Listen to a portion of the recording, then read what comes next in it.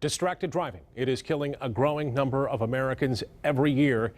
Texting while driving is already illegal in Michigan, and earlier this week, Governor Rick Snyder signed Kelsey's Law. That prohibits teens on level 1 or level 2 licenses from using a cell phone while driving.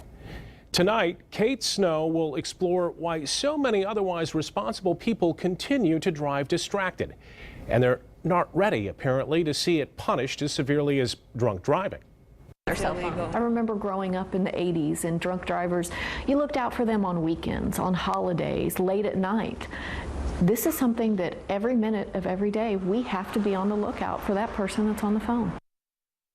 And Kate joins us live now from New York with more on this story. You know, Kate, I got to believe a lot of viewers are pleased that you're doing this story on this issue. It seems like distracted driving is getting that bad no matter where you are.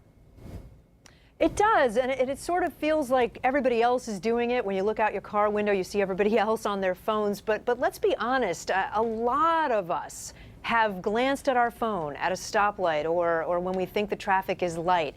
And that's part of the problem, is we as a nation haven't really treated this the same way yet that we treat drunk driving, and therefore the laws, Michigan does have those new laws in place now, but in a lot of states, laws aren't as tough, and even when laws are tough, sometimes they're hard to enforce.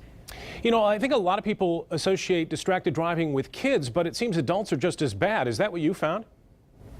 Well, the research shows that a higher percentage of young people are texting in general and texting and driving, but you're right that it is not just young people. It's middle-aged, it's older, it's seniors, and everybody is doing it to some extent. And when we say texting and driving, we don't just mean sending a text, we mean glancing at an email or looking for directions, or, you know, there are a lot of ways to be distracted when you're behind the wheel.